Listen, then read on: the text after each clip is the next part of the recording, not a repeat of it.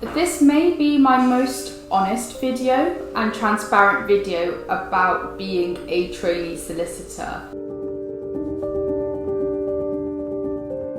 I do think that there has almost been a romanticization of what it's like to be a trainee solicitor. It's kind of seen as this golden ticket where everything is magical and full of rainbows and flowers and all things happy and bright. There are certain times where, unfortunately, as is life, where you're not having a good day, or things go wrong, or you start thinking, is this the right thing for me to do? And I think it's important for me to display that there are really nice things about the job, and you'll see the aesthetic side through my vlogs that I've created.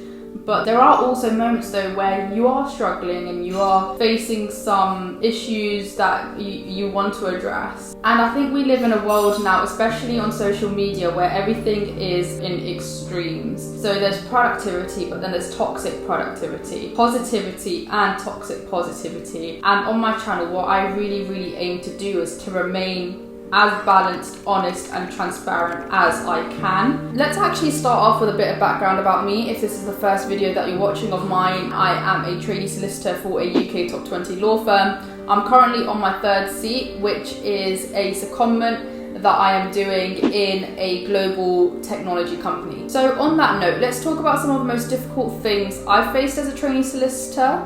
And if you are a trainee solicitor at the moment, it would be great to hear whether you agree with any of these thoughts or whether you have any of your own that you'd like to discuss. One thing that I found quite difficult as a trainee at the moment, and it's something that I'm still experiencing as a junior, is understanding my boundaries and when to say yes or no to something. In all honesty, I think you are taught as a trainee and as a junior to just, I guess, suck it up and just do it. And I think that's sometimes such a difficult thing to do, because sometimes you do get really loaded with these tasks that are just draining. So there was a moment, for example, where there was folder A and folder B that I had, and each folder contained around 100 documents, and I had to go in and create compares between document 1 and folder A to document 1 in folder B, and compare that document 2 in folder A to document 2 in folder B. And just imagine just having to do that for 100 documents. It was just one of those tasks where it was just quite like I wish I was doing something a bit more interesting. I would also say I found working from home is tough, but also something that I found is lesser talked about is hybrid working is also tough as well. And as a junior, sometimes I feel like I was used to working from home, and then you get used to working in the office, and sometimes it can be difficult for teams to coordinate when everyone goes in, and sometimes it's just you feel like you have to go in because everyone else is in, but it may not be on a day that works for you. Don't get me wrong, I really do like the hybrid working framework, but one thing that I found difficult when working from home is sometimes just not having as much contact with your colleagues as you usually would have. And in all honesty, if I reflect back on my training, I do sometimes think, would I have been a better trainee? Would I have learnt more skills if I was training in the office? And if I'd started my training contract working in the office. Now, another thing that can be quite difficult for trainees, and this is one thing that I found quite difficult, is seat rotations. And the reason why seat rotations can be quite difficult for me is because you feel like you're making decisions that will affect the rest of your career. And also I think it's quite difficult because you feel like if you make the wrong choice, you have to do 6 months in this seat that you may not like. I think there's a lot of strategy that you have to play. If I really like this seat and I think I'll do good in this seat, should I do it for my second seat, or should I wait until I'm a fourth seater and I've got more experience? Or if I wait until I'm in my fourth seat, do I risk the chance of not getting that seat? There's a lot of things at play when it comes to seat rotations, and it's one thing that when I started my training contract, I didn't expect to have such an issue with dealing with it. Again, even like, for example, the decision that I made in terms of going for a secondment, that was a difficult decision to make too, because albeit it's such a great experience to have, and it's helped me massively in becoming a better trainee, the fact that I've been away from the firm and I've not had as much exposure as I usually would have. There's a few socials at the firm that I usually train at that I've missed because of some tasks that have come up on the secondment that I just can't miss. So there are those things that I've experienced where on secondment sometimes you do tend to feel a little bit unfortunately, I felt a little bit isolated sometimes, or a bit away from the firm as much as I would have liked to been. And that's been quite difficult to manage at times. And it's not anyone's fault at all. I wouldn't even say it's my fault, it's just the way it is, and it's quite natural because I've not been working in the usual office where I work at, and because I've been working at the office where I'm seconded to, I've just not had as much exposure as I usually would have.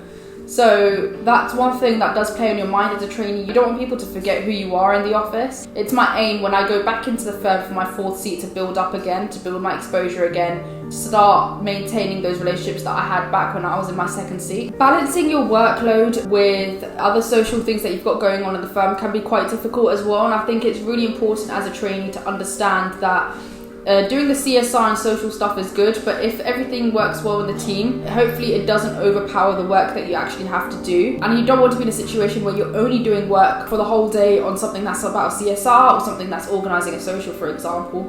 And I think you do want to make sure that you are still doing things that are for the business as well and maintaining that balance. But there have been times where I felt like I've taken on too much outside of the business as well. And I think it's important to just maintain an awareness of your priorities and your to-do list. I thought I would end the video with the biggest kind of struggle or difficult experience that I'm facing at the moment, and it's my confidence. Especially since I've started my secondment, I've had a bit of a confidence knock because you're in a situation on secondment where it's great for your learning, but sometimes the work that you do has very little supervision. So I've been providing legal advice to people in the business and just really feeling out of my depth at times, which has had an impact on my confidence as well. And then coupled with the fact that I've been away from the firm, not been talking to the other trainees as much, and not had as much exposure, it has, I guess, had an effect on my confidence. So the last few months have been a little bit difficult for me in that respect, and it's probably the biggest challenge I've faced so far in my training contract. And the thing is, I don't want to get to the point where that confidence knock has really impacted the quality of the work that I produce. One thing that's really great about the firm that I'm training at is I have regular calls with people every couple of weeks or so. And that's been really good because I've aired my concerns to them, I've talked to them about how I've been feeling, and they've been really supportive and offered a helping hand as well. So I think it's really important in those situations to talk about if there is anything that is causing you concern. And also, just I think in the situation that I'm having with my confidence knock is trying to just tell yourself positive thoughts. I know it's easier said than done, but I've realised the way I was talking to myself was quite negative, like being like, oh Sim, you're so dumb, like why are you saying that and stuff like that. And I think once I recognised that I'm actually not talking to myself in a positive manner, that's when I started realising, okay, let me try to fix the situation. What is it that's the issue? Why have I got this confidence knock? What can I improve in my work that allows me to be a better trainee? So that's essentially what I did, and I'm starting to build my confidence back up now, but this has been the most challenging thing at the moment for me. I think another big thing that I'm thinking about now that I'm going to my fourth seat is qualification. And what do I want to do? What do I want to specialise in? So that's also something that I'll have to consider, and will probably be a difficult thing that nearly every trainee experiences when it comes to nearing the end of the training contract. I hope this video has been useful in providing, I guess, a transparent insight into some of the things that I've struggled with during my training contract. Well, hopefully it hasn't put a massive downer on this potential career path. Thank you so much for watching this video, and I will see you in the next one.